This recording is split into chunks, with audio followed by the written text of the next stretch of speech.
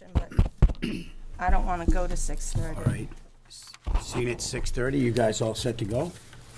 Sock You it have to 10 me. minutes, or? No, I'm good. All right. All right, Deidre's on Zoom. Is Paul on Zoom or Erica? No, just Deidre? Okay. Deidre, you can hear us?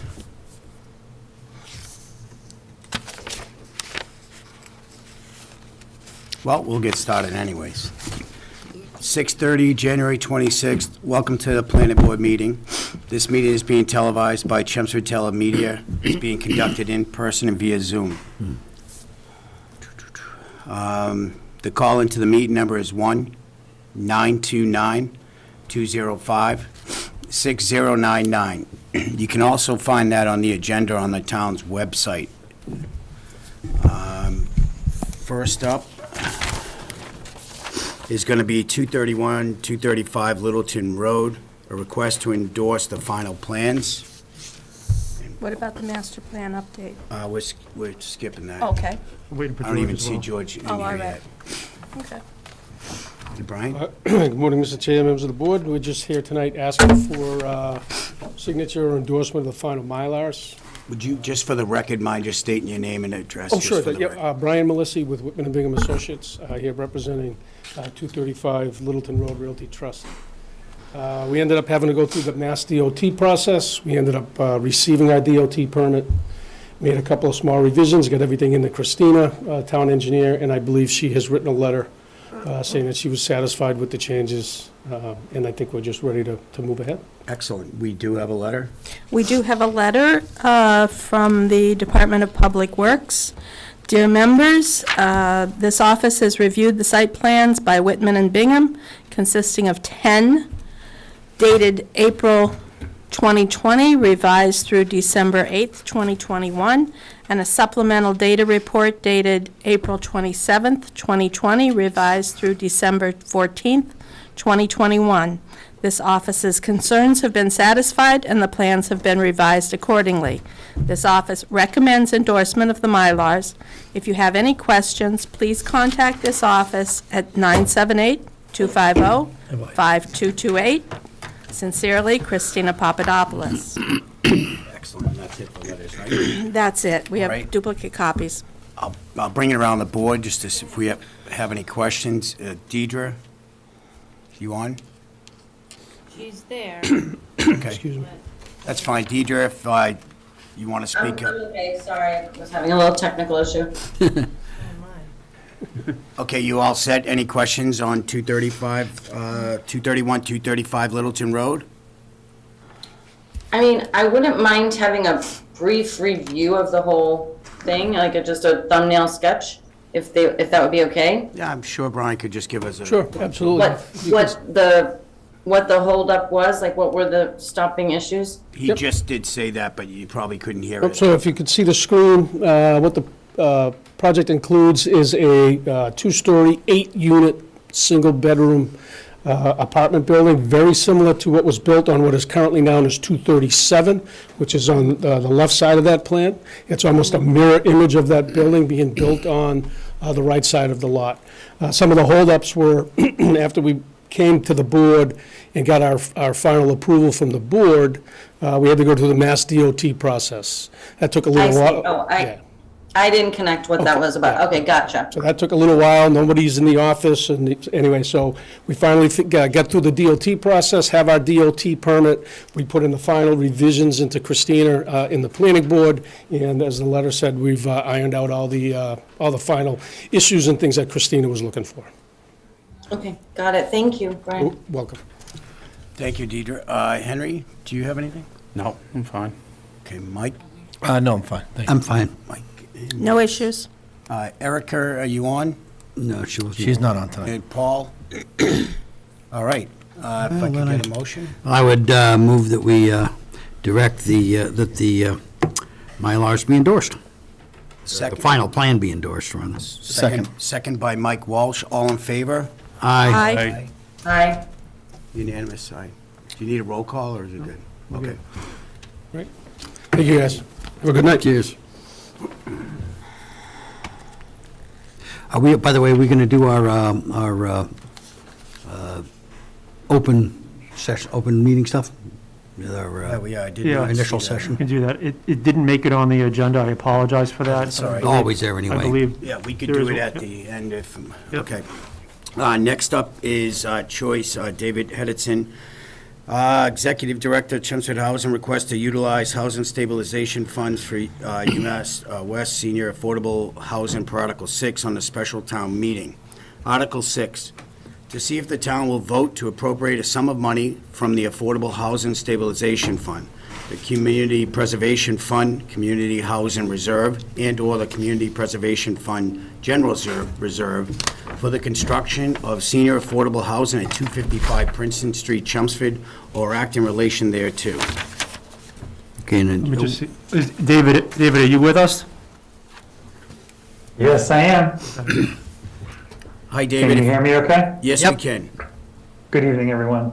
David Hedison, Director, Chelmsford Housing Authority. It's a pleasure to be here. I've missed seeing all of you. It seems like it's only every other week we see each other instead of weekly. I will say that I'm truly excited about the potential of this project. 54 100% affordable units at the UMass West campus. Truly, this is an opportunity to be had, because we would not be able to do any other project like this, as there's a sewer moratorium and we could not afford to do a wastewater treatment plant on our own. So we are looking to have your endorsement or permission or approval of the funds that have been collected through the payment in lieu of program that sits in the Affordable Housing Trust account or Affordable Stabilization account, somewhere around 630,000. We did a full request of 1.235 million from CPC, asking that we first utilize any funds that are in the account that you control. Having these funds, we will be able to bring in about $11 million of matching funds to make this project a reality. Okay. Well, thank you, David. Go around the board. Deidre, do you have anything? Henry? Nothing? Nothing, I was expecting this. Mike Walsh? No comment on this that. is exactly what these funds are for. Yeah. Yes. This is the best possible project I can dream of to use these funds. Excellent. I have no questions. Deidre? If you have, I think, I agree with everything that's been said. I think it's a great project. My only question is, the funds to be, David alluded that we control those funds, but am I not correct that the funds being used for this purpose has to be approved by town meeting?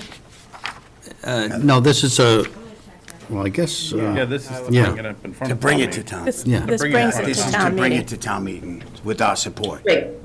But the money doesn't get spent unless they approve it, correct? right, Right. Correct, but we have to endorse it or, Sure. yeah, I would gleefully endorse. okay. Excellent. Well, then- Thank you. Motion? I would move that we recommend this project and endorse it, and say so at town meeting. Second by Henry. All in favor? Aye. Aye. Aye. Aye, it's unanimous.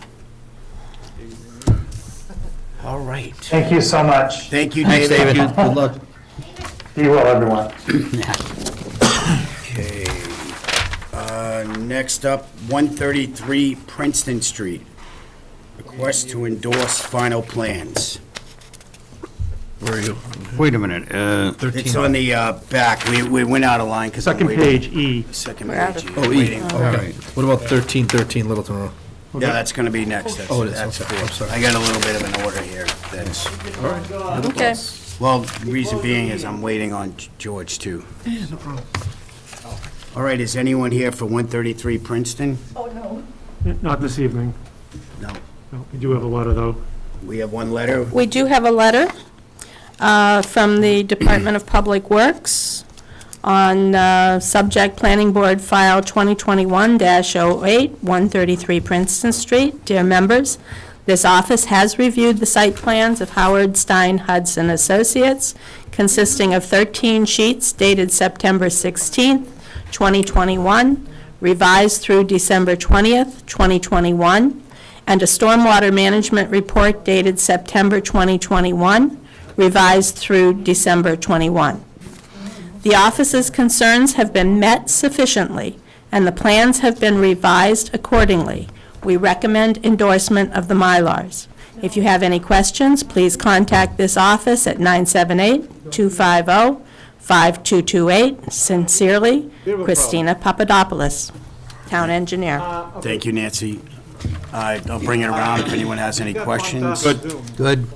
Mike, you good? Yeah, the only question I have, I'm trying to refresh my memory. Which job, what, Oh, this is the old- Glenwood. Glenview. Glenview. This is Glenview. okay. It's already built. Oh, yeah, this is, Yeah, okay. that's, It's a done deal. Yeah, this Deidre, is- did you have anything? This is as is. This is just saying that they accept the plans of the as-is as it was built. became host. Yeah, so they can be Okay. filed. This is the old Glenview. And then Dave Yeah. Edison closed the meeting. Deidre's waiting to get back in. So the question I have, Evan? Sorry, Deidre's waiting to get back in. the only question I have regarding that, and I've noticed it, and I think Deirdre noticed it before too, this is the old Glenview where we put the townhouses in? Yeah. So there are things with that, I mean, I'll endorse it, but I'm just saying that there are things on that, that are built there that were not Okay. on drawings. All right, okay. It's much higher than it was proposed on the drawings. That's what we needed to verify, but it's up. It looks nice. But there's a huge wall that goes all the way up that side street. That was supposed to be a grade with a couple of steps up. So but we asked that question a while ago, like who, after we approve it, who enforces it on site and confirms what is built? And that was a question that we asked, it seemed a lot higher built than what was portrayed on the drawings. Is Christina online? Yes. Can I she speak to the it? height. Yeah. The height's been resolved. Okay. In fact, I followed up with the developer, and I sent the planning board emails in which the height was surveyed and verified per the approval. Okay. So I'll resend that out. The wall issue, I'm not totally familiar with. Yeah, There was there's a wall on Princeton Street. That was part. There was a landscape wall on Princeton Street. Right. Yep. The wall goes all the way up, what's that side street? Walter. Walter Street. It goes all the way up in front of all the townhouses. Yep, Where it yep. was not on the drawings. I think it 'Cause was it's- originally on the drawings, it's but higher. the original drawings had walkways from Walter Weed to the front door. Right, with 3 steps. And now I believe it's a solid wall, correct? It's a solid wall, where there's like 5 or 6 steps, and then you go up, and then there's another 3 or 4 steps to the house.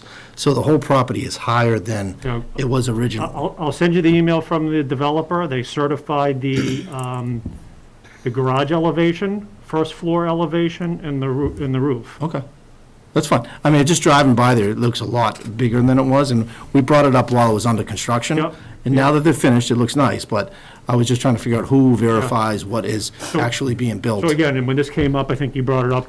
Yeah. We brought it up about months 6 ago. months ago. Yeah, I did reach out, I did send the email out, I'll send that email out again. So, that issue should be resolved. Okay. Like I said, he had it surveyed, plus it was, plus or minus, I think. But to your general point, I've heard over the years, I think some other members can speak to this, what the board sees on a plan and what they think is going to Yeah. be built, sometimes, not all the time, sometimes looks taller than what we expected. Yeah. Doesn't necessarily mean it's not compliant with the plan. Okay. So for example, on that one, if they had brought in fill and they raised the starting elevation, I would agree. That would be something that would have to go back to the board. surprised, because it's higher to the left there, because it goes up the hill on the left, so, Yes, I'll send you what he sent me, yeah, that's fine. and then we can take it from there. No, I just, it was just an issue we talked, I remember Deirdre and exactly. myself bringing it up, Yep, and I drove by there. I like the property, I think it looks very nice, but it was just the size. okay. Evan, did they maintain the elevations of the buildings and lower the elevation of the landscaping, perhaps? I don't know, I can circle back with them. Let me send out what I have to date, And then if you have questions, email me and we'll, If you don't mind, I've just got a text that Virginia, Deidre, and Christina can't get in to the meeting. And also not playing on TV, she said. It did disconnect, and the television people are they're trying to. Yeah, no reconnect. worries, that's fine. I can see them, Okay, but No. since it's not connected, we can't get the audio, but here. no problem. We'll just wait a minute on that, and then we'll do the vote. Is that okay with everyone? So that Yeah. project looks good over there, though. On, Princeton? yeah. Yeah. Yeah, it looks real professional. Oh, yeah. Oh, no, I agree. Once they get up, just let us know, and then we'll continue the meeting. Okey-dokey. Thank you. By the way, Cheryl, Nancy, Cheryl, right, Cheryl? Cheryl. And yes. Cheryl. Baptize Hey them Cheryl, by I'm fire, Henry. yeah. He did. Yeah, oh, Henry didn't meet her. Bye. I knew Nance didn't, but she's right into the fire.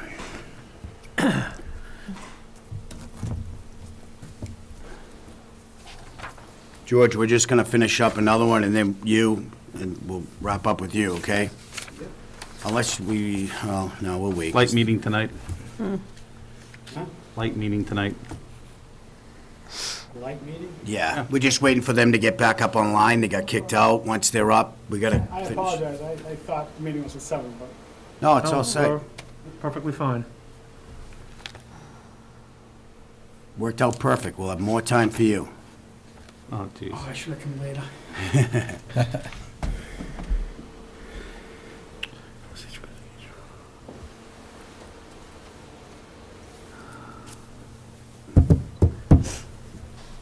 The one problem with the Zoom, though, once you, technical issues, right? Yeah.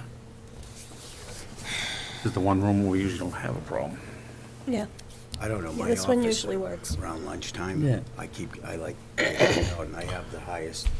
So they've changed the monitor from here to there. Yeah. So Pete, that Pete would like you to call him, Cheryl. Pete that Perilla the documents would are like not for you to behind us call him. now. Before, they were behind us. Yeah. And you could see them up there and over there, so they're adding a couple more monitors to the Cheryl, room. let CTM in, please. I She could have said that FaceTimed Deidre in. It's all right.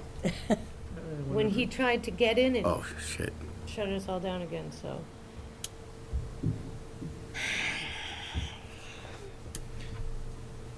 Thanks for the maps too, by the way. You gotta name That- everybody. Yeah. I was yeah. dabbling at Is them. it- I did all took a this. look at the agenda and said, oh, it might be helpful.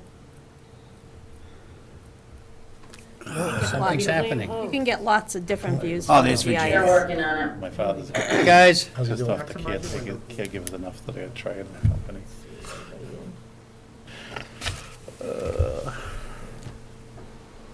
Okay, I think we're good. Is- All right, Deidre, you can hear us?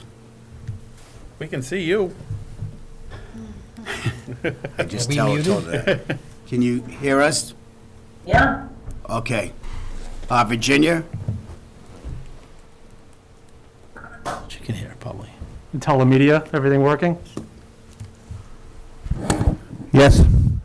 Okay, all right, we'll get going then. We're just looking for a motion, I think, on 133 Yeah. Princeton? Yeah, we just need a motion on, yes. Yeah. Move that we endorse the Mylars for 133 Princeton. I'll second it. Second by Henry. All in favor? Aye. Aye. Deidre? Aye, unanimous. Next up, 313 Littleton Road by the Garrison Place, Nancy Chen. And it is, What time is sealed it advertised for? applicability for an on-site manager's apartment. Could you state your name and address, please? With mask, without. Without. You can, Up to you. you can take it off right there. All right. You're far enough away. Yep, you're fine. Nancy Chan from 313 Littleton Road.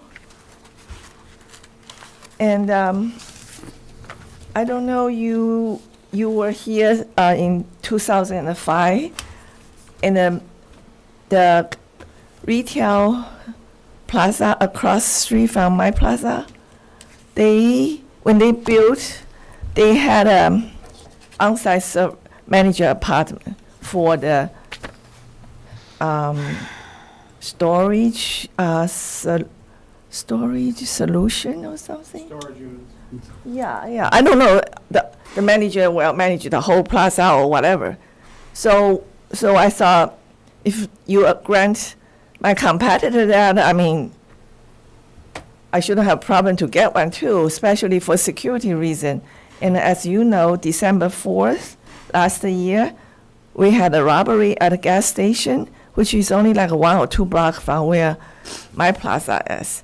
The guy used the machetes at 9:30 p.m. And you know I have a liquor store, and they sell lottos, all those things. It's very dangerous, and usually at night it's only one lady.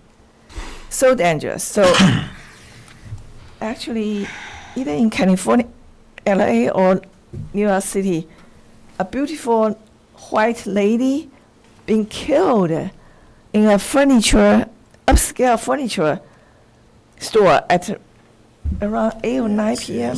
Yep. It's Okay, so what I'm trying to say is I really need someone there to protect that liquor store or something. And also, a lot of things has to do, after hour. I mean, if you can grant my competitor with on-site service manager apartment, why not me? That's my point. And also, I never had a problem talk to Evan Belansky, but I do have problem talk to our new building commissioner. And Excuse me. the very first time I talked to him, and he said, "Oh, I want to see your property." Of course, he does, because he's new. He didn't know, where my property is. So he said, "Okay, tomorrow, 1 p.m." And you know what? He showed up the same day, 1 p.m. I mean, give me a break. You said tomorrow, you showed up today. yeah, Okay, so just to clarify for the board, what's in front of you this evening is a COA applicability. I understand. Sometimes this particular applicant is trying to go on her own. I've walked Nancy through the process. So for simplicity, this property is zoned commercial. Underlying zoning does not allow any residential uses. The COID allows residential to be introduced. The first step of the COID is applicability. That's this evening. Once applicability is granted, Nancy can then move forward with her full submission, public hearing, a butter notification, and then a COID special permit. What she's proposing, essentially, for purposes of zoning, is one dwelling unit. She's referring to it as an on-site manager's apartment, but for purposes of zoning and COID, it's a dwelling unit. Since it's under 4, there's no inclusionary, so this is it's as fairly as straightforward as you can possibly get. The plans that you see in front of you, this plan shows the geographic area within the full building as to where the apartment would be located. And then the next, Evan, where is that in relation to, are you looking at the building and it would be on your right, the apartment? in the Right front? above the pizza shop. So in the front, Very right, first unit, upstairs. right above the pizza shop, because that's the end of unit, and it's very hard to rent it out. I might as well give to the Yep, okay. manager. and then this is the detailed floor plan. So again, planning board process would be to determine whether, adding one dwelling unit for the specific purpose that the applicant's requesting is approvable or not. All of these other details, you'd have to go through building department, fire prevention, potentially plumbing, electrical, things of that nature. Fire department. Yep. But what's in front of you this evening is Just applicability. applicability, Yep. that's it. Okay, let me bring it around then for questions. Deidre? Henry, while we're waiting on Deidre? Oh, go ahead. I I guess I don't have an issue with applicability. That's it? That's it. Okay, sorry, I didn't know if you got cut out or anything. Go ahead. All right, no, I mean, we've been pushing this inclusionary type of thing, so I have no issue with it. With For applicability. applicability, yeah. Where is the property that you're mentioning, a competitor of yours, that this was approved? Right, they call Haosang Plaza, the one has a enterprise rental car. Okay. Self-storage across the street. Oh, there's So residents above that? when that was originally Yeah, there's, proposed to the planning board, like many 2005. self-storage facilities, they have an on-site manager that Yep. lives there 24/7, provides security, operations. So that's how that was proposed and approved. The applicant appearing before you views her scenario similar to that scenario. I would just say to the board, it's not apples to apples. No. That history is not really that's their relevant. business model. It's, I was just trying to get an understanding of Yeah. what. For the here and now, because, if COI didn't exist, then the applicant would likely not be in front of you, they'd be in front of the zoning board to appeal the commissioner's decision. So COI is the legal zoning avenue for this proponent to make its case to you. yep. Okay. That's all I have. You sure? Okay. Mike? An interesting use of COIs. That's why I'm saying it's Yeah. for purposes of your review, it's a dwelling unit. If you get to an approval, you could condition it as such, That it would have to be forced. on-site manager, correct. I guess I'm okay with it on applicability at this point, but it's going to be an interesting conversation later on. She still has a long way to go, though, right? to- Yeah, I know. I know. Nancy? Yeah, I'd have to say I'm not okay with it, and the reason is 195, 113, residential uses under the COID is specific to multifamily residential units, and a single unit is not a multifamily residential unit. So you'd have to put 3 residential units in there in order to comply with being applicable to the COID exceptions for housing. Interesting view, yeah. I really don't want to convert that to a resident apartment to begin with, because I have few very nice commercial tenants there, like architect, dance center. That's okay. 1 second, though. So Nancy, then, are you for applicability? I'm saying it doesn't apply. Under the COID rules, it doesn't apply. Because of 1 unit, but if she was going to do Because it's 3, one, if she was going to do 3, then it would be. it would be applicable. But because it's only 1, How do you it feel does about not that, Evan? apply to Is the, that, How do you feel about that, Evan? What's your take on it? I mean, I agree with Nancy's interpretation, but I think it can be handled similar to 61 Dunstable. yeah, well, Nancy, there what are is you that, referring to? too. What code? What number? 195, 113, Okay, thanks. residential uses under COID. So it's a unique proposal to begin with. I can understand the concept of property owners wanting to introduce. Makes sense. Yeah, That's a foreign concept in our zoning. COID provides a solution to that. And since 61 Dunstable has already been used to use COID at the applicants voluntarily agreeing to not proposing multifamily, the town council indicated to you that that would be acceptable to the planning board if they so chose. I like that. So that's kind of the legal threading the needle, so to speak, to allow a property owner in the bylaw to be used for under 3 units. How do you feel about that, Nancy? Size. I think that this Yeah. is a good opportunity for updating the bylaw. I know, but only. I know the building. You know, inasmuch as it specifically says single-family and two-family dwellings are not permitted, I'm hesitant to start, If she was to amend it to, like we did with Dunstable, to apply for 3, but is only going to do 1.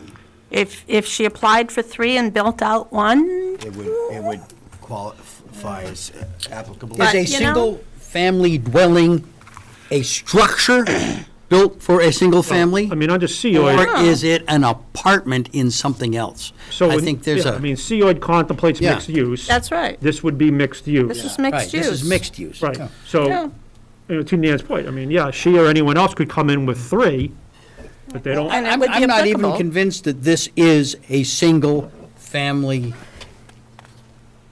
unit within that meaning. I mean, it's a dwelling unit.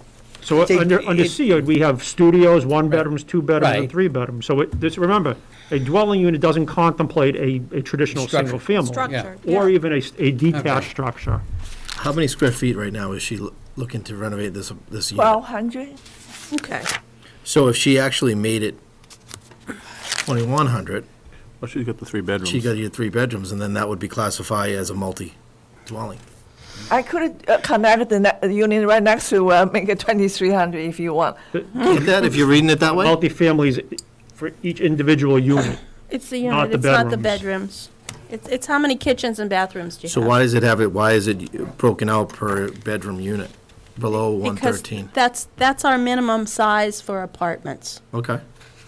So for studio apartments. dwelling unit. Yeah, for A dwelling units, Right, in that's what I'm saying. essence. So if she kept Yeah. it to a minimum and went to 2,100 square feet with 3 units, and she So could, Each unit needs a bathroom and kitchen facilities. oh, Yeah. separate, okay. Yes, yes, Yeah. yes. Okay. Yeah. I could do And I that. would not want her to get into a situation where we approve 3 units and the building inspector's now looking for it. No, but if it was I have a written, yes. question. If we were to deny it on applicability, does she have an I mean, it seems like we're kind of doing contortions to make it fit. So I think one possibility, as Nance suggested, is that maybe we change the zoning, or make a article to change the zoning. But another option, would she have available to her the option to go to the ZBA for this? No, because it would Or- likely be viewed as a use variance. Yeah, it would, Yeah, and they don't 3, have the yeah. authorization to do a use variance. So Okay. they would have to do an illegal authorization, I see. which Okay. we frown on. Right. So, as I was looking at this in terms of applicability, one of the things that I noticed is that in the use tables, there is no way to, and nowhere that you can legitimately do a mixed use other than under COID, which strikes me as just wrong, particularly with neighborhood commercial. So I think that we actually do have a conflict situation in the code that needs to be rectified. So we didn't have that in 2005? Yeah, I'm sure we did. That's not on the table right now.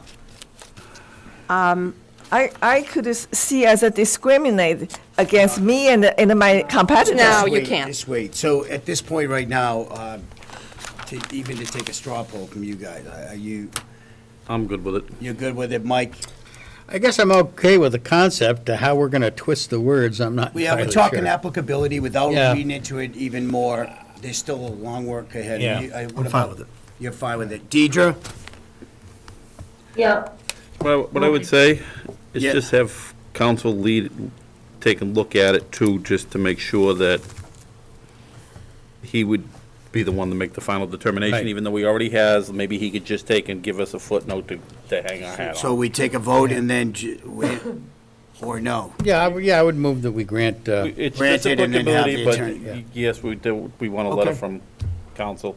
But it's up to Nancy too, what she wants. Yeah, I'm going to say no, but you guys are going to take the majority, so that's Yep, cool. How about a But motion? but I'm I so move. doing it on code. yep. Okay. That's okay. yeah, move that we determine applicability under COE. Second by Henry. All in favor? Aye. Do a roll call. Deidre? Aye. Henry? Aye. Mike Walsh? Aye. Mike Raisman? Aye. Tim Shanahan? Aye. No. And Nancy, Okay, no. good. And then All right. Thank you, ship gentlemen. it off to council and see what he can Thank figure you, out. gentlemen. We did state that at the end, right? Yeah. Yeah. Okay. So, It is an eminently reasonable request. It's, next up is George. George. Master Plan Update Subcommittee Presentation to Planning Board. Request to vote endorsement and vote to initiate appointments of Implementation Committee.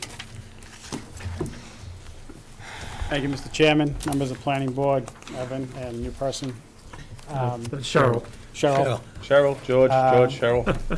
My name is George Zaharoulis for the record. Also with me tonight is Scott Rummel. He's on the master plan with us. So, most of you know that, we were here back in, I think, August, and, we go through the same highlights. The members are Nancy Arraway, Ken LaFave from the Board of Selectmen, William Murphy, citizen at large, Mike Raisback, Planning Board, replaced Don Van Dyne, who was on for a short period of time, Joe Reddy, town meeting representative, Scott Rummel, citizen at large, and myself. And I was on the 2010 Master Plan Committee.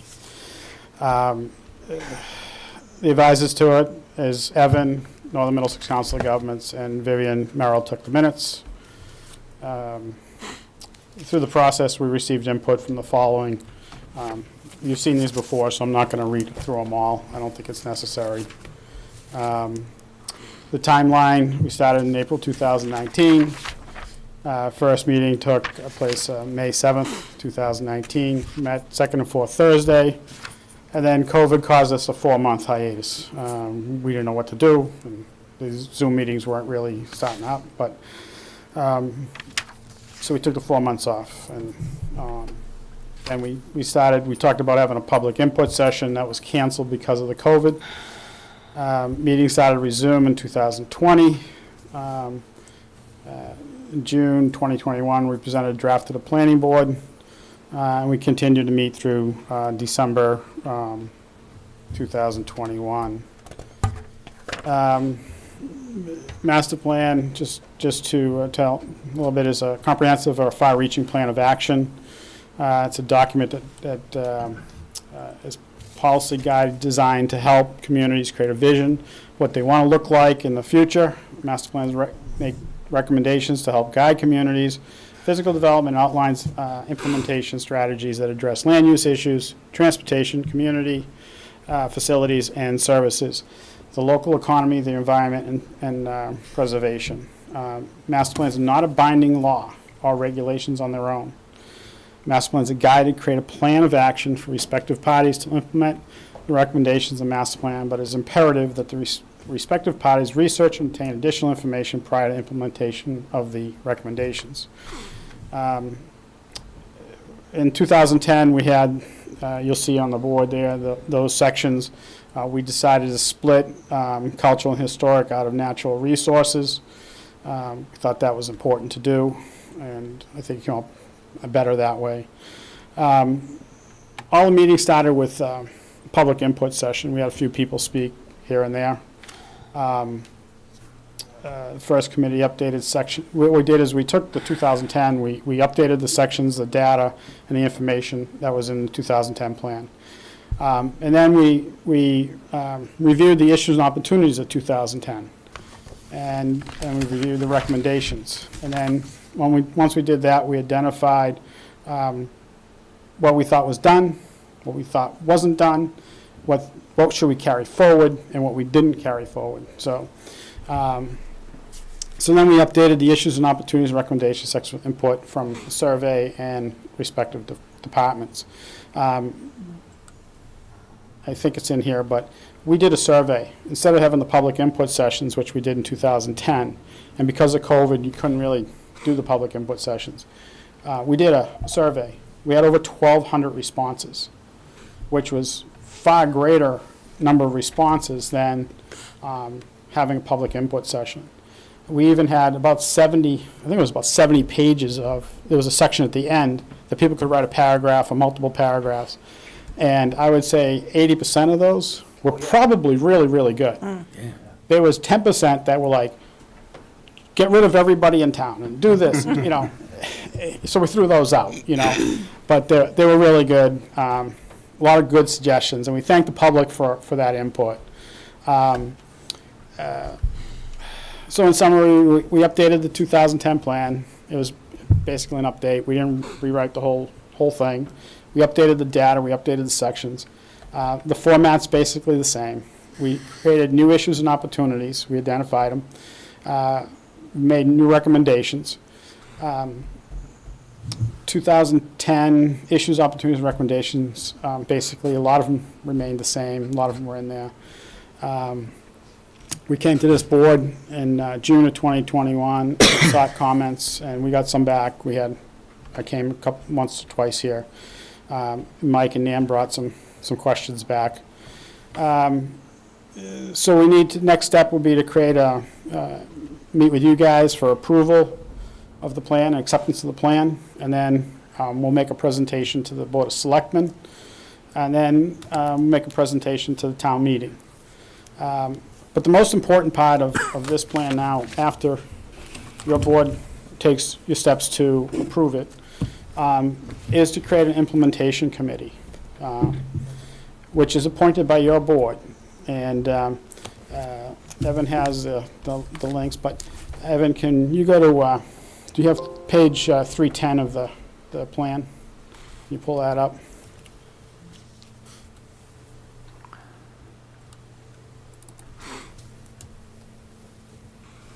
Just give me a moment.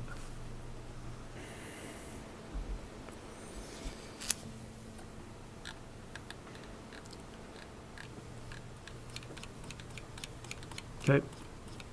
So on 310, you'll see that they talk about the implementation committee and makeup of the implementation committee. And we went back and forth quite a bit on this. And we feel that the makeup that we come up with is really good. I'm just trying to get to it here so it's easier for me to see. I'm just about there. So we It's on here. So we would talk about having a planning board member, a member of the Board of Selectmen, Conservation Commission, Housing Advisory Board, Historical Commission, a town meeting member or resident at large, a member of the 2021 Master Plan Committee, someone from the Ag Commission, an age-friendly Chelmsford Implementation Committee should have a representative. I'll talk briefly about that. The age-friendly committee started about the same time we did with a grant from AARP, and they put together a committee, and they looked at age-friendly issues throughout town. And they got some work done by, is it MIT? No, it was a school out of Boston, and they did quite a bit of survey, and they put together a big report. And Fred Brusso was at every single one of our meetings and provided valuable input. As a non-voting member, he took things from his plan to make sure that the master plan and the age-friendly plan worked together, that we weren't in conflict of each other. So I do want to thank Fred for that. He was really helpful. And then you have your advisors. You have the DPW, the town manager, and community development. And the role of the implementation committee is to serve as facilitator. Probably meet 3-4 times a year, maybe not even that much.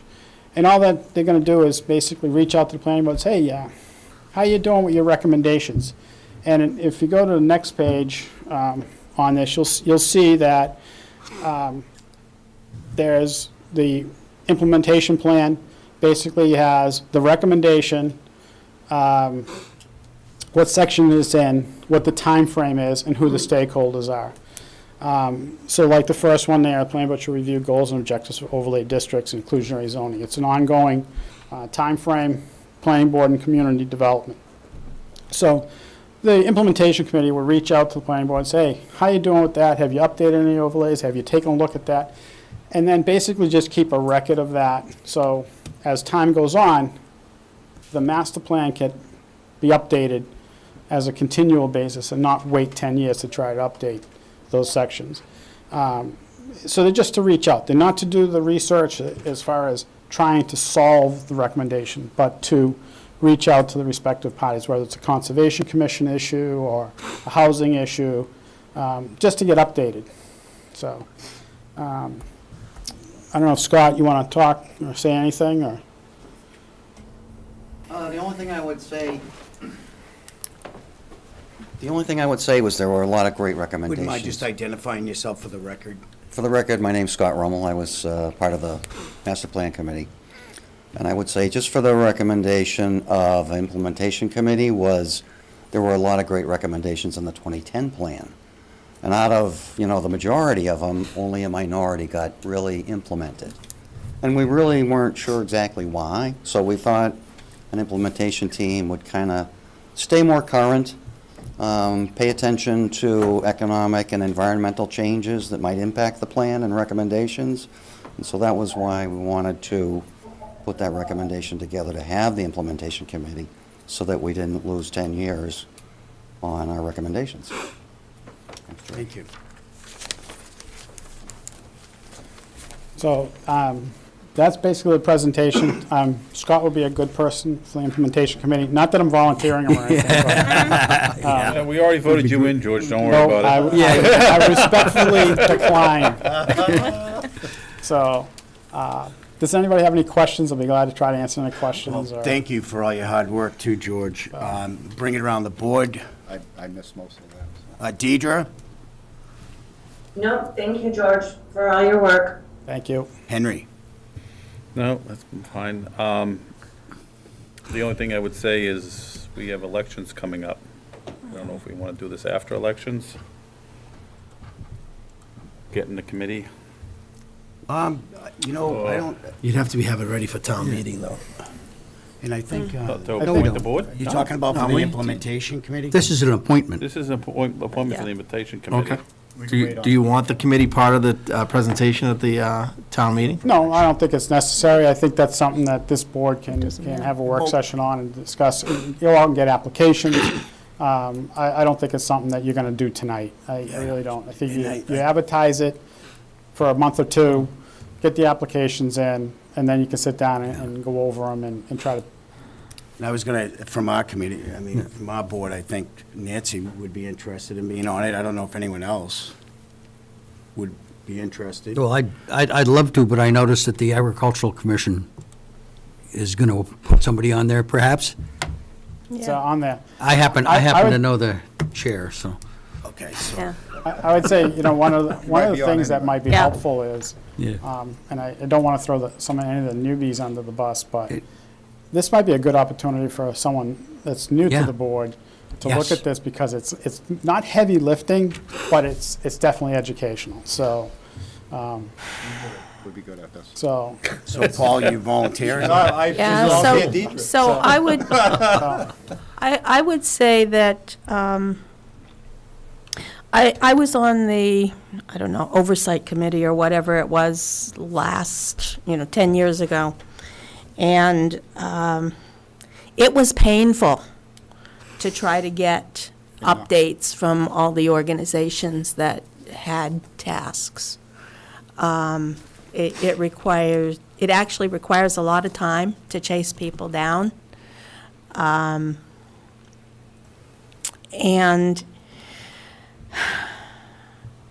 And it's going to require a level of influence to get other organizations, other committees to take the time to take action. So it may be good to have somebody experienced like yourself. That's what I'm saying. I yeah. agree. Yeah, that's what I'm saying. I think George's got a point, though. Yeah. I think you want to mix. I think you want to mix. so I think, like you just Yeah. said, that the Ag Commission might put someone on. Well, that's Mike's the experience, both Planning Board and Ag Yeah. Commission.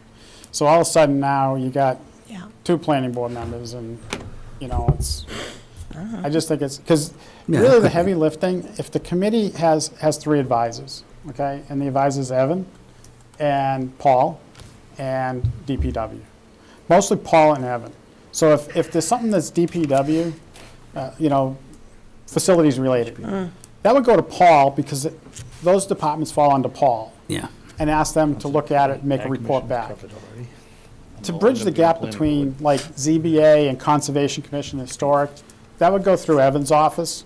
And he would reach out with a letter to try to get that back to the board. So Evan, will you be sending this out to like Housing Advisory to see if there's a member, or how does that? Any board or committee who has a recommendation or town department. Okay. Yep. All right, so then, I mean, is this something? Are we you want- referring to Yeah. on the appointments? Yes, Yeah. yes. I Yeah, mean, if the 'cause- board takes a vote to initiate that, then I will do that on behalf of the board. So tonight, I think the vote is, first off, To do you initiate. accept the master plan Yep. as presented to you this evening? Okay, the work we did. And then second would And be then the second would be implementation. is to send out the letters to the respective boards, and then publicize for the respective at-large citizens, that want to take part on this committee. Okay, excellent. So can we have a? Yeah, well, for starters, I would move that the planning board accept and endorse the master plan committee report and proceed accordingly. Excellent. Can I have a second? Second. Second by Mike. All in favor? Aye. Deidre? I think she said aye, right? Yeah, she did. George, great job with. Thank the you, whole- George. Thanks a lot, George. It was a Incredible lot of job, fun, George. It's just actually. me, it's, people like. Thank you. Absolutely incredible Chair and job. Scott, thank you. Thank you to all of you. One of the things I gotta say is, a lot of us have been around for a long time on boards and doing this type of thing. Scott Rummel and Bill Murphy, Yeah, new to committees, Yep. brought valuable input Yep. tremendous. to the town. And I thank those guys for doing that, because Thank you. they brought an outside look at what Yeah. we see every day. Yeah. So, Well, we appreciate your time. no So- problem. So on the implementation committee, are we doing anything with that now? or just I gonna wait? I think that can wait. I think we should think about it. Okay. Who wants to do it? Well- We have someone, but, Oh, thank you. all right, so that's that for now on the master plan. Okay, I now, don't, I mean, I think we can start the process of, like, as George and Evan suggested, like, starting to put it out there, looking for. Oh, we are. people. yeah. Yeah, Okay. we're going to do that. We're talking about just for the planning board member that wants to be on the implementation committee. Oh, yeah. Evan is going to, now that we voted to move it forward, Evan's going to send out letters to everybody and get the ball rolling. But as far as the planning board member to be on the implementation committee, that can be we're going to dealt wait with till the later. next meeting to decide that. If you do want to be on it, get ready, and you can put your name in. All right, Mr. Chairman, so before we move on, can we just jump back to public input? Yeah, I Yes. think that would make a lot of sense. I was going to I don't suggest have that. it on here, I but I apologize, what but do we say? it's all right. It's okay, we'll be all right. Okay. Sir, It won't break any laws. Nah, we're not what's breaking. your name and address, please? My name is Badri Upaliappan. I'm George Lane, Chelmsford. I'm the chair of the Clean Energy and Sustainability Committee that the Select Board appointed back in October of 2021, and based pursuant to a town meeting resolution adopting Chelmsford Net Zero 2050 goal. I wanted to ask or give input to the Planning Board committee members today, a very short set of inputs, two things.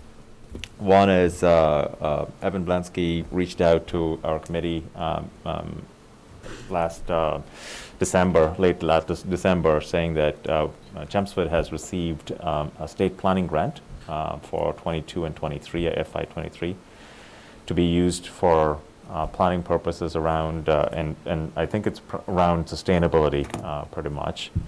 I know part of the funds are going to be utilized by town engineer Christina for some of the low-impact design and around that kind of rules and regulations aspect, and there's some amount of money left that will be available for us to use around the sustainability team. And in that regards, I would like to request, or in public, and if we need to have a written letter, we'll do so more officially, but we would like to propose some a joint study committee between the CES and the planning board to figure out use of the money specifically, but also to see how zoning laws or appropriate planning board purview items could be used towards driving more of the sustainability conversation through rules, regulations, updates, bylaws, whatever that be, right? So that's one particular aspect. many other towns have done some things before like that as a mechanism to improve their understanding and fine-tune some of the local regulations to try and get that journey going along. The second topic that I would like to bring to your attention relates to, in general, what is happening around some of the leading-edge cities and towns in Massachusetts. And they may all have different economic conditions, development philosophies, and stuff like that. But for example, the town of Concord, the town of Acton, and others, Brooklyn, Cambridge, are enacting more kinds of special bylaws or adopting zoning regulations or new planning requirements, basically, to discourage, maybe, or more to encourage new buildings to adopt newer technologies for their operations, or building technologies for heating, cooling aspects, as a way of making an impact on the net zero emissions goal that each of these towns have adopted in that sense. For example, Acton, I think, has proposed they passed in June of 2021, they passed two rules. One was a bylaw amendment, and the second one was to send it as a home rule to the state legislature, which is currently under discussion. As an example, I think the specifics may not be the exact one, but they are proposing that buildings of a certain size and beyond, commercial or residential or multifamily and others that are coming up, should be using no fossil fuels as such, as a way of going forward and in that. And I think this would also behoove the town of Chelmsford to look at, obviously, because we have adopted the resolution. We have to have a strategy, and a strategy is a coordinated set of movements or action plans by multiple departments. The town of Chelmsford Municipal Operations is doing a fantastic job. We're all green electricity already, and buildings are getting audited. We are members or labeled the green communities, and we have to show reductions from the town municipal operations side of things. The CES committee is also working with, trying to come up with plans to figure out how to encourage and motivate the rest of the residential community also to adopt new technologies and campaigns of energy audits and savings and stuff. But this is what we're trying to do with this legislative action, or asking you to think about it and bring something up, is to really stop the train from being a runaway that as we keep chasing, because newer buildings come on board and it's not considered for any aspect. So as you consider newer projects, and without a legal or code law and stuff, you're relying mostly on the economic or goodwill of developers or others. And if this is a mechanism by which you may think about bringing some code structures along by looking at other leading towns, that's going to be a useful thing.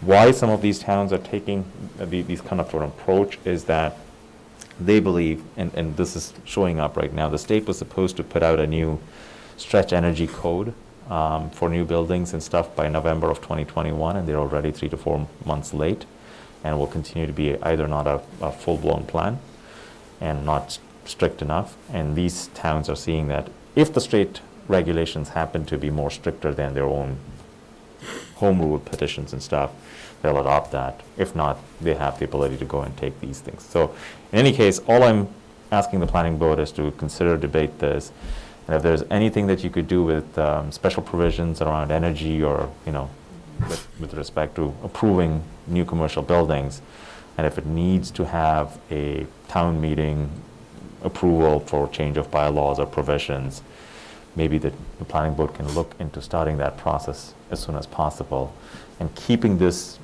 concept of sustainability net zero as people bring it up to new development until the provisions are made in the town regulations, then to encourage the developers to think about it, because this is the way of the future, whatever happens. Because in the future, I think any building that's on old technology, not up to date, is just going to have a much lower value of interest for anybody.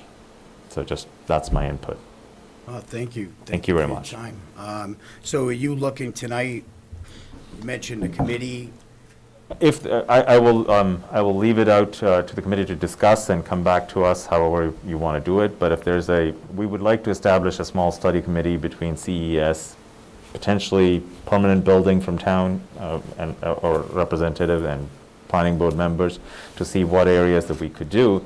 Number one, to draft a scope letter, I believe, and then get a consultant or somebody to look at our laws or something and propose something. That's the number one action item, right? The other action item, I think, about the rules, regulations, bylaws, is for you to discuss and to see if we can bring something up. I don't know if it's feasible. So maybe Evan can work on, if that's the case, on how many members or what you're looking for, and then we can put it out to the board to see who would be interested.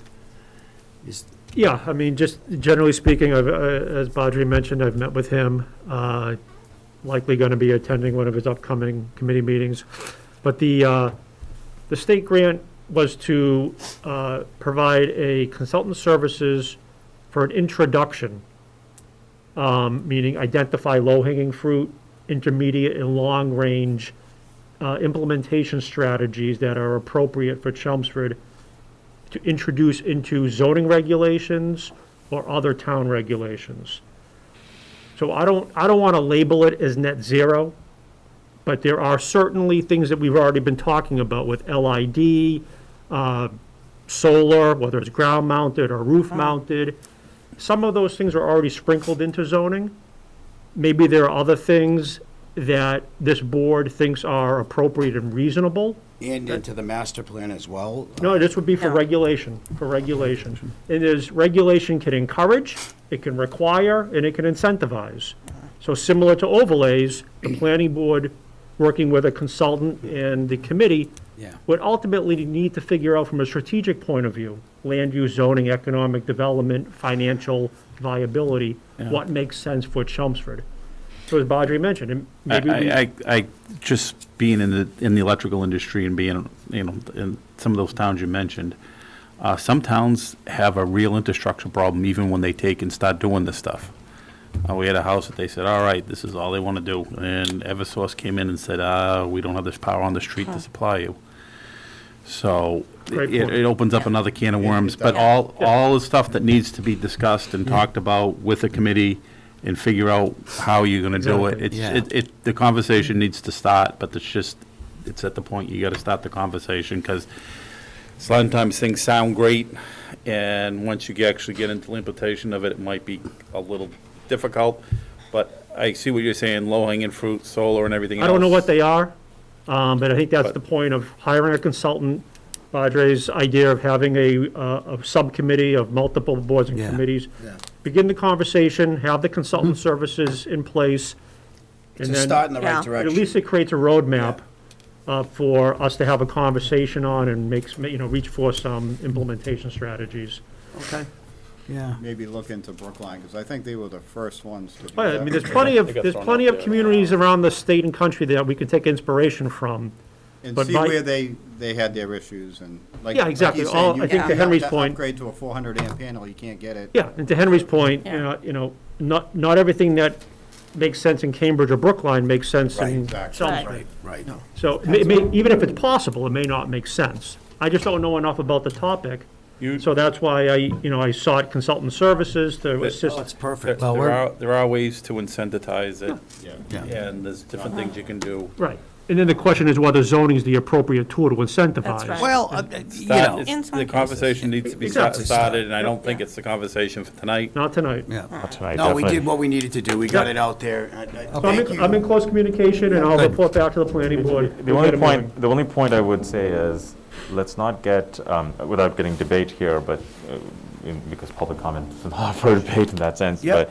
But the theme I would lay out very clearly is, the conversation needs to start. We've got to be bold and really think about the fact that, yes, there are going to be some practical challenges that we will see. Great example being brought in. But we will have to figure out how to get through that, because this is a challenge that we need to solve now if our grandkids and our great-grandkids need to be given a gift of our land the way we got it. So that's why I'm Thank you urging very much. Thank you. We appreciate your time. Thank you very much. Yeah, good stuff. All right. Next up, we have 9 Acton Road. Should have a letter. All right, Highlighted, so- the portion that's relevant. So we have an email string on 9 Acton Road that started back in November to postpone the hearing, and it has carried through. And the last message on this string is from dated January 29th, 2022, from Katie Enright. 29th? January 19th, 2022, from Katie Enright. It says, Evan, we met this morning, and we will be asking for a continuance on the 26th to the first meeting in February. And Evan's response on it to Cheryl, to 9 Acton requesting continuance of January 26th meeting to February 9th meeting. Do we vote to accept the continuance? Well, are there any time limit issues involved here? No, we already have a letter from the project attorney Okay, providing extended time limit. extension of time limit. Great, okay. So we're just looking for a motion. So moved. Second? Second. All in favor? Aye. Aye. Okay. What if we don't? Next up, new business, potential zoning articles for Springtown meeting. This is just an annual time of year where this shows up on your agenda. The second bullet with some several links is one that likely could appear at the annual Springtown meeting. I would view that as a housekeeping item. Every so often, the state floodplain program does reviews of municipal bylaws, and they have a new model, and they want communities to comply with the model. So this has nothing to do with changing the floodplain maps. It's the bylaw. And so it's time for us to bring our local zoning floodplain bylaw up to the current state model standards. So we don't need to spend a lot of time on that this evening. If the board is interested in advancing this to the Springtown meeting, what would need to be done tonight is basically authorize me and staff to submit for the legal ad. We could open the public hearing sometime in February. At that point, the draft bylaw would be available. If we need to continue it into March, so be it. But that would at least give us enough legal time frame to meet the requirements to be on an April town meeting. Okay. Does anyone have anything with that? Yeah, Yes. I'm not quite sure I understand this at all. So, Evan, Yeah, I'll open up Do the we- first. do we have the new model? Yes, the new model is this right That here. second, Yep, it's up on the screen right now. and they want us to embed that in our bylaws Correct. as is? Um, Can we modify it? yeah, I mean, it just needs to be in compliance. It doesn't have to be word for word. All right. When do articles for Springtown meeting have to be submitted, finalized and submitted? Yeah, so so as you know, internal kind of board and committee deadlines are a bit flexible, but the select board signs the warrant on Monday, February 28th. So if we have authorization this evening to schedule the public hearing, that public hearing would open at your February 23rd meeting. And as I said, this is fairly straightforward. There isn't a lot of discretion here. It's kind of a take it or leave it exercise. So Evan, if it was gonna be opening on 2/23, then it would have to be posted on 2/9, What do you mean by the post? public hearing? Well, if it's a public hearing, that Yeah, would be opening on the 2/23. legal ad would go in next Friday, it would run in the paper on January 4th and the 11th. It could, February. I'm sorry, February 4th and the 11th. For a public hearing that opens on the 23rd. Okay. So does that mean if there was any other potential articles for spring town meeting, Same timeline. the planning board, that would be the same timeline? Yeah, so that's why I'm saying on this particular article, because there isn't a lot of research, deliberation, I think this particular one can meet that timeline. I'm not sure if there are other zoning bylaws that we may be thinking of that we can kind of put together in that quick of a time frame. No. Several meetings. Just no. You'd have to draft it and think about it. This one is, like I said, we're not really doing a lot of thinking. The Yeah. state's telling us. Yep. Is this going to change the flood? Doesn't change the Maps? flood maps, no. It's just. Does it it's just our change how bylaw. we implement or enforce the flood No. maps? I No. was gonna say, is there a lot of difference? I mean, what changes? I Besides the haven't, wording. I haven't taken a close look at it yet, but my understanding is that it's not changing kind of the regulatory scheme. I think it's a lot of clarifying. Christina on the line? That's what I was going to ask you. Is Christina looking at this too? And do you need it tonight, authorization, or? If we're going to target the Springtown meeting, yes, I do. Yeah, let's just do it, Christina. Christina, do you have anything on this? So I do have the draft of the revisions to the floodplain maps. So there will be revisions. And this required bylaw change or adoption, it coincides with the changes to the maps as well. So we have to adopt both of them, the changes to the maps and the changes to the bylaw. But we can do the bylaw first, is what Evan is getting at. So we don't have to wait for the official changes to the maps, which have not been officially posted yet, as far as I know. So you're Christina, okay what's with it? changing on the maps? The floodplain delineations. Well, why is it changing? They did a new study. Okay, so they have better of data. one of our major watersheds, and they determined that they needed to, they can tweak the lines a little bit, and it's not a lot of big changes, but I do have those maps. Okay. Did it increase the floodplain area or decrease it? So great answer, great question. In some areas it increased, in some areas it decreased. Yeah. All right. I would think that this is going to affect some people's properties. That's what I'm concerned And about. What we did- insurances, and it's going to be a surprise to them. That's right. So as Christina's mentioning, they're two separate, they can be handled separately, or Right. we can combine them. The last time FEMA updated the floodplain maps was in 2004 and 2014. We had to bring those to town meeting, and what we did was we created kind of existing and proposed. And we got that out, on the town's website, planning board public hearing. I don't recall doing a direct, mailing to impacted properties. But again, this is an example where the town of Chelmsford long ago decided to voluntarily participate in the federal, FEMA floodplain. Yep. And in doing so, you are obligated to remain in compliance.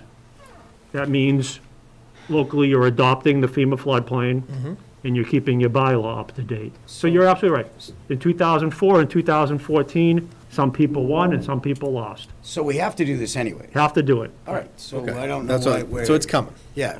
Yes. I mean, what's the difference? We might as Yes. well... If the Let's just do it. if the town chose not to, then your residents wouldn't be eligible for flood insurance through FEMA.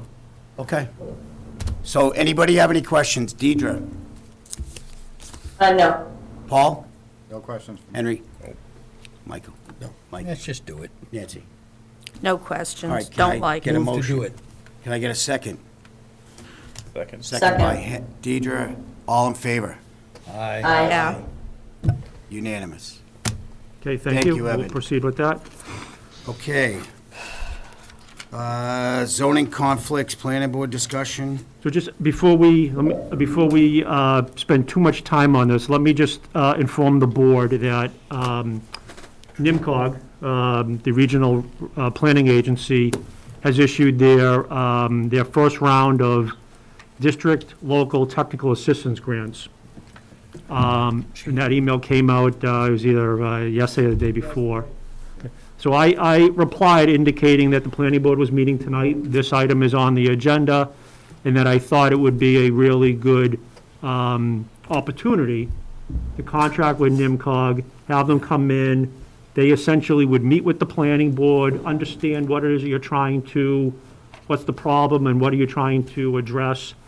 What that would do is it would provide some consultant services and a structured framework for the board to methodically go through a process. Methodology, deliverables, maps, maybe some recommendations, solutions, action items, rather than us trying to do that all on our own. So that's my thought. Great. If that's something you're interested in, I can, it's a one-page application, it's very straightforward. The deadline's February 9th, and then they do a quick turnaround, and will likely be in front of you, February or March. That's my suggestion. I'm fine with that. I think, there are people in this room who can vouch. NIMCOG does great work. Oh, yeah. You'll be in good hands with them, and it will give us a great product. No problem. Yeah. So can I just ask you a question? I mean, we had this topic was coming up, and I know Deirdre's been asking for it to come up. As you know, there's conflicts throughout the town, Yep. right? And we have one that's right in front of us right now, that River Neck Road. And I'm not sure all those people on one of those streets up there realize that they're in an IA district either. But where is it a direct conflict because the single-family homes are sitting in IA, right? If we came down and did a study, and how does that play out if we were recommending various areas to be rezoned? Yeah, so great question. Is that an opportunity to do that, or is this just a waste of time? So it's an opportunity, Don't we but have to come up give you an example. Take Monmouth Street, up in that area. Yeah, that street, yeah. Yep. I would assume that before the planning board moved an article forward, that we'd send notification, ask them to come in and have a conversation.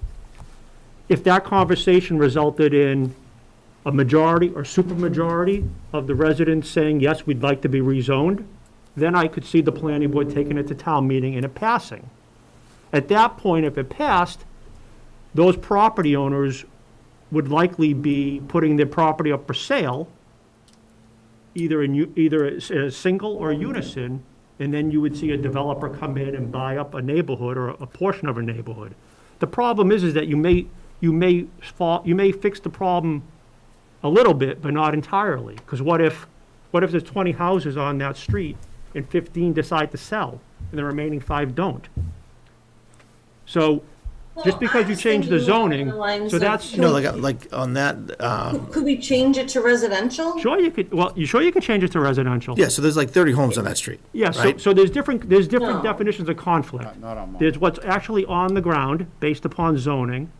So if the neighborhood and the planning board wanted to change it to what's literally on the ground today, residential, we could do that.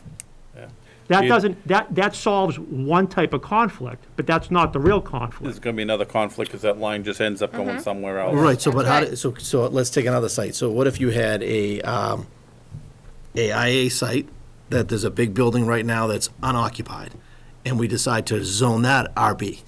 You can do that as well. But So- can so you but- do that when Some someone parent- owns that Yes, one yes, you lot? can. Can you do that? You can do that, but Hey, grandpa. the planning board, town meeting needs to understand that they have vested rights and grandfathered rights. Grandfather in. So, what I mean by that is, under the State Zoning Act,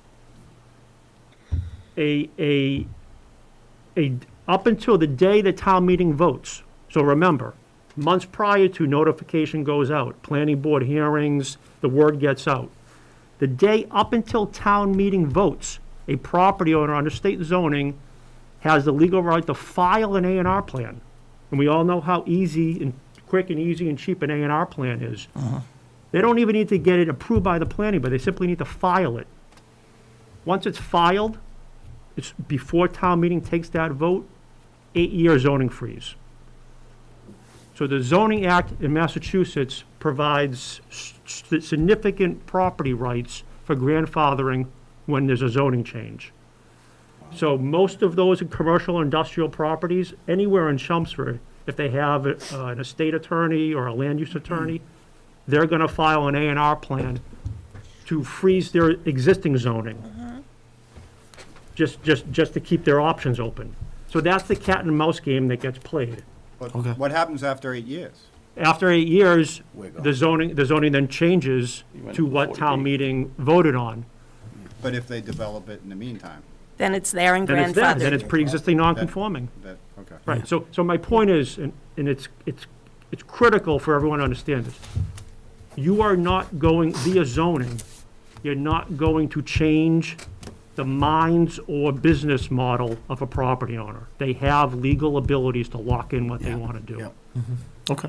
Okay. But zoning, as we've all discussed, is a long-term, right? You may get some quick benefit or solve some problems quickly, but it's really a long-term play. And that's unfortunately, that's just the rub and conflict that Chelmsford finds itself in, not just 10 years after zoning, this is 40 years in the making. The zoning map hasn't changed significantly in almost 30 years. Right. So these conflicts that are on the ground now and were there 35 years ago, they're more heightened because development in today's world is a lot different than it was, 10, 20, 30 years ago. Yeah. And there'll be more properties to Yeah, go so through it's, that's why I think it's such a comprehensive, large issue, one that isn't gonna go away. Every project that comes in front of the planning board, that's redevelopment, and maybe it's something that the town wants, maybe it's something that the planning board wants, there's going to be conflicts. Because the notion that any developer or investor is gonna buy a property that, let's say, has 70,000 square feet on it, and is gonna, use that exact same building or demolish it and build 75,000 square feet, it's few and far between at this point. They're all looking for, more, bigger buildings. Yeah, to max out their. Exactly. So, Yeah. so we can, it's worth studying the conflicts, documenting them, see if we can categorize them, maybe there's some common themes and common solutions. But at the end of the day, your existing zoning bylaw does provide for buffering, and in some cases, it's significant buffering. So that's ultimately, that's where the solution is, a design solution, not necessarily a zoning or land use solution. But a good example is the town meeting on e-commerce. I mean, the planning board did an analysis, and ultimately, the way I interpreted it was, you looked at conflicts, i.e. abut single family, and my interpretation was that, no point introducing a new use that would create additional conflict. There's enough conflict based upon existing uses.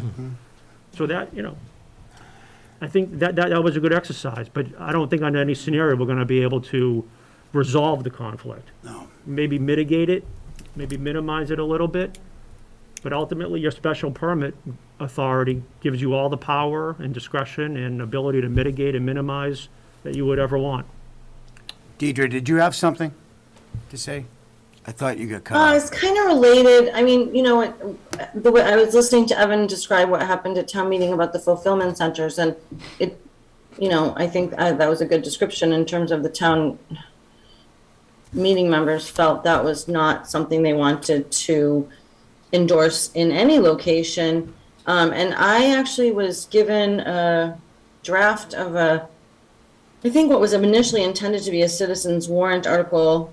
One of the I don't know, lead organizers of the Riverneck opposition sent it to me, and she sent it to me a week or two ago, and I've just been kind of thinking about it and trying to figure out what to do about it, and haven't done anything, frankly. But they had reviewed it with the town council.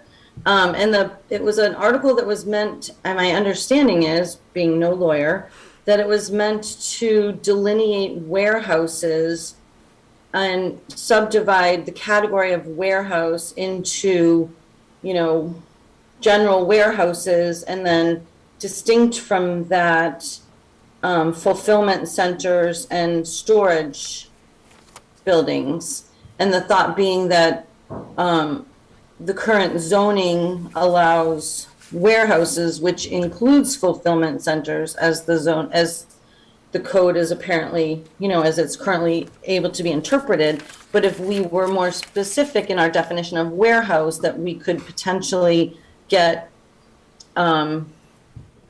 fulfillment centers to be more proscribed where they could or couldn't be, and it wouldn't be synonymous with warehouse. Now, listening to the timeline that Evan put forth for the floodplain article, I don't think there's any way this is something we could accomplish by the spring town meeting, maybe. And certainly more work would need to be done. But I think it might be something, I sort of feel like, town meeting resoundingly voted against having fulfillment centers. And I'm not sure we don't want to have any fulfillment centers in Chelmsford. I'm not going to speak to that one way or the other, but I think if we're going to have them, we might want to make it more clear, like we tried to do, but again, maybe do it a little bit more specifically where they could be and where they can't be. And this might be a way to get at that.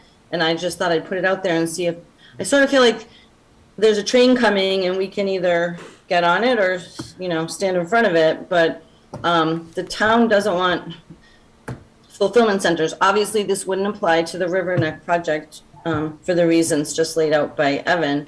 But, going forward, it might help us. Deirdre, the only question I would have for you, and I throw it out to other board members because I've worked in them a bunch of times. Have any of you gone around to any of the surrounding towns and seen where they build these things? You know what, I haven't, but I don't think it should be in the middle of a neighborhood on a windy road in this case. Well, no, Whatever I am saying though, it's worth the effort to see what's going on. But I don't want to get into this debate tonight, but I just think it's worth it to take a look at a couple of them to see what's actually going on. Yeah, I'd love to. They're all over the place, just in They're general. everywhere. They're everywhere. They're everywhere now. Billerica has them, Bedford has them. And they're all over Chelmsford already on smaller scales. I would caution the board not to speak about specifics. No, But this is my concern for having these conflicts, these discussions about just zoning conflicts. It's endless, right? Because you could do a map showing Monmouth Street is built residential but is zoned IA. Yep. Then you could look at adjacent across the street conflicts. Then you could actually go to your land use table and say, well, we have these uses, but they're not specific enough. What about other uses? My message to you is if and when there's a special permit, particularly for a major business complex or the use requires a special permit, I hope at this point, planning board members, the community realizes that the planning board has the discretion to deny or strongly condition. You have all the power you would ever need or want. And so. But the master plan empowered us or recommended that we look at these trouble spots and look to try and remedy some of the trouble spots. Yes, I don't know what they were asking all for, but I'm it seems to suggesting me is- this was it. We'll contract with NIMCOG, we'll do a process, we'll do a site, but I don't want planning board members or the community to feel as though they need to be in anguish or that there's no protection. You have, where there's a special permit, you have all the protection and legal authority and control that you would ever want. So we can go through, and it's good to go through planning and master planning and zoning to make sure that what our regulations say is truly what the town wants to see and what can be reflective. But at the end of the day, we're never going to catch everything. No. And in Not to today's, keep beating us up, but at the end of the day, it is a special permit, but they do have rights of what they could do. you have to provide different a properties. reasonable justification. based upon the data that's submitted during the public hearing. You can't just make something up. Right. And as we all course. know, there's gonna be plenty of data at this public hearing, and the board's been through this before.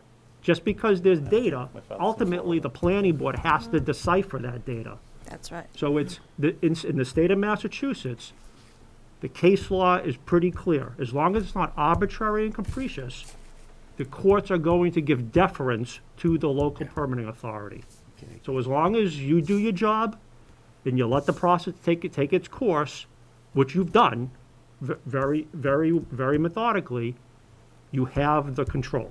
We can deny it, but just to be clear, but they have rights by right also in what they can build. So a lot of times, Correct, but they're not. I'm not saying anything specific, but Right, there's just very in few, general. there's very few projects in Chelmsford, and Nancy, the guys, people who've been here for 10-plus years, there's very few projects of substance, significance, that come through Chelmsford that don't trigger some sort of special permit. That's right. Okay, so I think we beat this up. Anything else? Anyone? Are you We looking do- for we something do. now? We'll vote for, I don't need a vote to initiate the NIMCOG. I will, I'll get the draft to them, and I will send it out to you. all right, so let's They do, get they do marvelous work. let's get to really the do. meeting They're minutes. We do incredible. need to do work to come in Yeah. compliance with the MBTA communities, because even that one project isn't even Yep, close that's a work in progress. It's, But we do have to find space to fill that need too, right? that's Yeah. I mean, that's So that totally should be separate. All right, part of let's this not get off the discussion. subject, though. We can't get talking Yeah, into that, we got a lot of work to do. Yeah. Yep. All right, let's get back to the meeting minutes now. We're gonna go to October 13th. Everybody have a chance to review them? Everybody okay? If I can get a motion? Henry was To absent. approve? They were great, by the way. Yeah, they were great. All the minutes were Yeah, awesome. a whole bunch. Henry, you're going to abstain. All right, so who's motioning? I'll move to, Mike Raisback, second by Mike Walsh. All in favor? Aye. aye. Aye. Aye, Deidre's an aye. Next up is October 27th.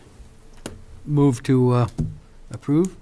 Second Second. by Deidre. All in favor? Aye. Nancy's next. Next up, November 10th. Move to approve? Second? Second by Nancy. All in favor? Aye. Aye. We got one more? One more? One more. Oh, here we go. December 15th. Move to approve? Second by Aye. Henry. All in favor? Aye. Aye. Deidre? Aye. Aye. Good. Hey, we're actually up to date. Deidre, enjoy yourself down in the sun. Make a motion. Motion. Please. I move to adjourn? Second. All in favor? Aye. Aye. Get to go play Thank you, basketball now. thank you.